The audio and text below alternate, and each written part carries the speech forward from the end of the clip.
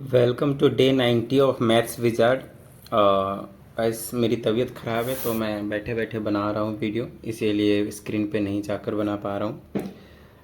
तो देखिए, आज एक इम्पॉर्टेंट क्वेश्चन को हम डिस्कस करने वाले हैं और इसमें देखते हैं क्या कहा जाता है। ध्यान से समझिएगा, ठीक है। इसमें कहा जाता है a wire of length 28 metre is to be cut into 2 pieces.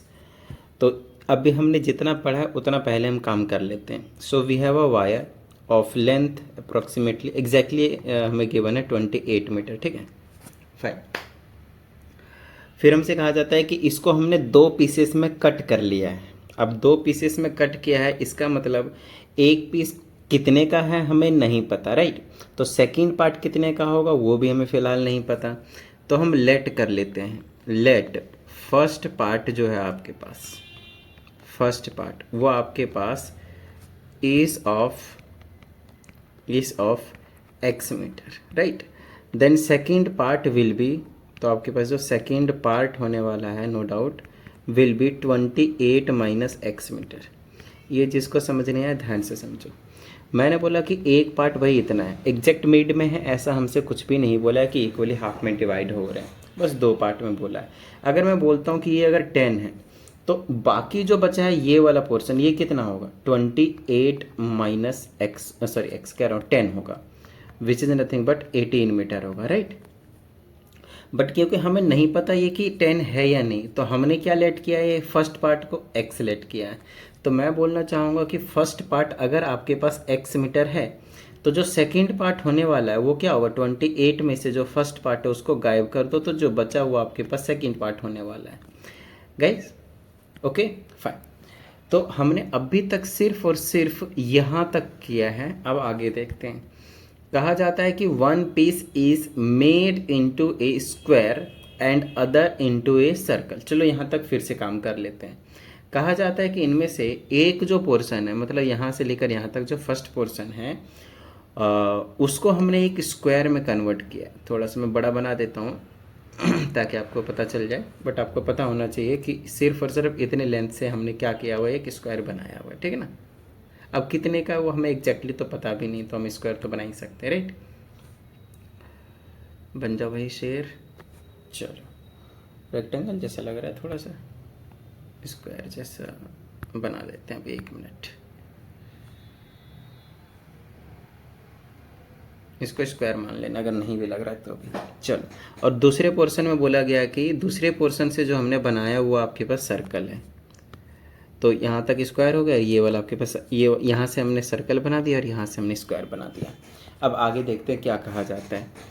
कहा जाता है कि what should be the lengths of the 2 pieces. दोनों पीसेस के लेंथ क्या होंगे, no doubt simple, we have to find the value of X from here so that the combined area of the square and the circle is minimum। Overall हमें दोनों का area निकालना है, उनका सम करना है और उनको हमें मिनिमम प्रूफ कर देना, और वो मिनिमम प्रूफ हो जाएगा और फिर उसके अकॉर्डिंग हमें एक्स की जो वैल्यू है वो निकालना है। तो आइए समझते हैं इसको कि किस तरीके से जो सॉल्व है वो होगा। तो अगर मैं फर्स्ट पोर्शन की बात करता हूँ तो हमने बोला था कि टोटल जो आपके पास साइड आने वाला है इसका वो क्या होगा, बताना ज़रा। जो फर्स्ट साइड होगी वो क्या होगी, x/4 होगी। जिसको समझ में नहीं आया अभी समझा देते हैं। आप एक चीज़ समझो, x सेंटीमीटर पूरे चारों तरफ की लेंथ थी, बोलो हाँ या नहीं। और चारों लेंथ इक्वल होते हैं तो x से डिवाइड कर देंगे 4 को, x को डिवाइड कर देंगे 4 से, तो एक साइड आ जाएगी विच इज़ x/4, राइट। ठीक है। दूसरी चीज़, अगर मैं बात करता हूँ इसके चारों तरफ की लेंथ की, तो इसकी लेंथ कितनी है। If I consider the radius of this circle is to be r, then we can easily say that 2 pi r, actually it is the formula for the circumference of the circle, right. This is nothing but 28 minus x, right. Fine. Now हमारे पास जो function है वो क्या है, area of square. हमारे पास जो function है x के टर्म में एक्चुअली हमें लिखना है इसे, तो अगर नहीं भी आता एक्स के टर्म में तो भी हम कन्वर्ट करके नो डाउट उसे लिखने ही वाले हैं। तो एरिया ऑफ स्क्वायर और प्लस हमें करना है एरिया ऑफ सर्कल। राइट। अगर मैं फंक्शन नहीं भी लिखता हूँ तो आप ए लिख कर काम चला सकते हैं, है ना, कि टोटल ए कितना होने वाला है, तो आप यहाँ पे ए भी लिख सकते हैं, कोई प्रॉब्लम वाली बात नहीं है, जैसा कि हम पहले से करते हुए आ रहे हैं कई क्वेश्चनों में। अब हमें पता है कि एरिया ऑफ स्क्वायर जो होता है वो होता है side into side, which is side square, और साइड आपको साफ साफ दिख रहा है यहाँ पे कितना है, x/4। तो यहाँ पे मैंने x/4 का स्क्वायर कर दिया, राइट, प्लस उसके बाद हमारे पास area of circle. Area of circle होता है पाई आर का स्क्वायर। क्या होता है, पाई आर का स्क्वायर। अब क्योंकि मैं साफ साफ देख पा रहा हूँ ये जो एरिया है वो x के टर्म में है ही नहीं, राइट, तो हम क्या करेंगे, इसे x के टर्म में लेकर आएंगे। ये तो ठीक है भाई x के टर्म में, बट यहाँ पे r नहीं चाहिए, हमें क्या चाहिए, x के टर्म में चाहिए। तो इसीलिए मैंने यहाँ पे ये चीज़ लिखा हुआ था, यहाँ से आप r की वैल्यू निकाल सकते हो, right. So r will be 28 minus x divided by 2 pi. Any problem? I don't think so, right. So r will be 28 minus x, so let's substitute over here, and it will become x square divided by 4 square, that is 16, then plus pi as it is. R, at the place of r I'm going to substitute the value of r, which is 28 minus x divided by, it was 2 pi, right, fine. And no doubt square is also there, so I'm going to substitute there square. Now if you see, our function of area is in terms of x, right, ठीक। अगर इतनी बात समझ में आ गई तो अब तो हमारे पास ज़्यादा मुश्किल वाला काम नहीं बचा। चलो थोड़ा सा और सिंप्लीफाई कर लेते हैं, फिर हम डिफ्रेंशिएशन करना शुरू करेंगे, ठीक है। ये आ जाएगा X square divided by 16 plus pi into ये आ जाएगा 28 minus X to the whole square divided by 2 2 4 times pi square, right. तो ये आ जाएगा area is equal to X square divided by 16 plus pi as it is into, आप pi से एक पाई कैंसिल कर सकते हैं, कैंसिल कर देते हैं, चलिए एक से एक पाई कैंसिल हो गया, तो मेरे पास बच गया 28 minus X to the whole square divided by 4 into simple pi, right, okay fine. अब चलते हैं, हम इसका डेरिवेटिव निकालते हैं with respect to X, with respect to X, right. तो यहाँ से मैं बोल सकता हूँ कि derivative of A with respect to X will be equal to, you can easily see that 1 by 16 will be as it is in multiplication, then we can easily find the derivative of x square, right. 1 by 16 is the constant number which is in multiplying the basically variable with variable, so it will become 2x, derivative of x square will become 2x, then plus again you can keep 1/4 pi as it is and just find the derivative of this function, so it will become 2, then 28 minus x, then 1 power less, right. No need to write 1, if you want you can, then multiply also, we need to find the derivative of the function which is inside the bracket, and it will be 0 minus 1, so don't forget to write minus 1. Most of the students make mistake over here, right, okay, no problem. So after finding single derivative, let's solve little bit. So it will be x by 8, if I cancel this and this, then I can cancel also this one and this one by 2 times, then this minus 1 will make it negative by the way, and the whole thing will look like 28 minus x divided by 2 upon pi, right, fine. Now so this is your single derivative. So after finding single derivative, the procedure is to keep single derivative in equal to 0. So after substituting the first derivative equal to 0, we need to find the value of x from here. So equal to 0, then if I want to find the value of x, what I can do is I can take LCM. Let's take LCM.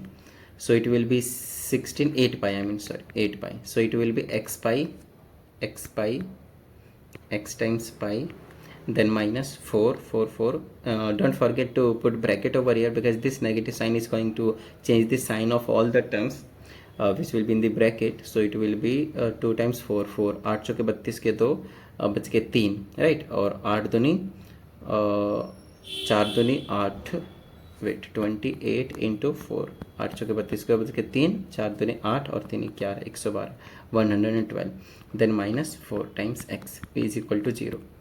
Take 1 in the denominator and just cross multiply, so we will get x pi minus 112 and it will become plus 4 times x, right, equal to cross multiply 0. Now because we need to find the value of x, so I'm going to substitute over here. Arranging them together, 112 equal to, then I can take x common from here, so it will be pi plus 4. Pi plus 4 is equal to 112, and from here I got x as 112 divided by x plus 4. No doubt you can substitute pi not 4, pi plus 4 it is, na, pi plus 4.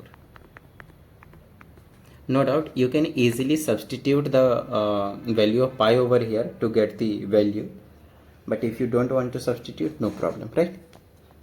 By the way, we can easily substitute over here just to get the exact value of x. So let's substitute.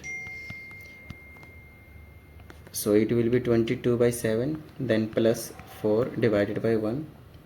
Let's take LCM. So it will be 112 divided by 7, 22, 1 then x will become 112 into 7 after getting taking reciprocal, so it will become 8 10 के 0 5 के 1 2 2 4 1 5. Then x will become, this will be 25 and this will be 56, right? Yes. Then it will not get cancelled out, so let's multiply. 6 से 42 के 2 बच के 4 और 5 से 35 और 4 39, 39 divided by 25. Now let's divide it. So after dividing, let me use the calculator I'm using. You can easily divide by the simple method. So it is 392 divided by 25. So it is 15.68. 15.68, right? 15.68. Now, because you have got the value of x, so first part will be 15.68 and the second part 28 minus 15.68, right? So it will be, I think, 13, no 12.32, right? If you add them, you will get exactly 28. So this is your first part and this is your first part and this is your second part. Till now we have not proved yet that the area is minimum, right? Sum of area is minimum, we have not proved yet, and that will be proved by double derivative. If we prove that double derivative is negative, then it will be proved that value of x are this, we can consider whatever we have found, right? So this was the first derivative, na? Yes, this was the first derivative. Now you need to find the second derivative, so let's find the second derivative. So second derivative will be d square a divided by dx square, that is equal to, it will become 1 by 8, no doubt, then negative of this will be 28 will become 0. You can keep, by the way, 1 by 2 pi as it is, 1 by 2 pi as it is, into 28 will become 0 and it will become minus 1. So it is 1 by 8, then minus minus plus 1 by 2 pi.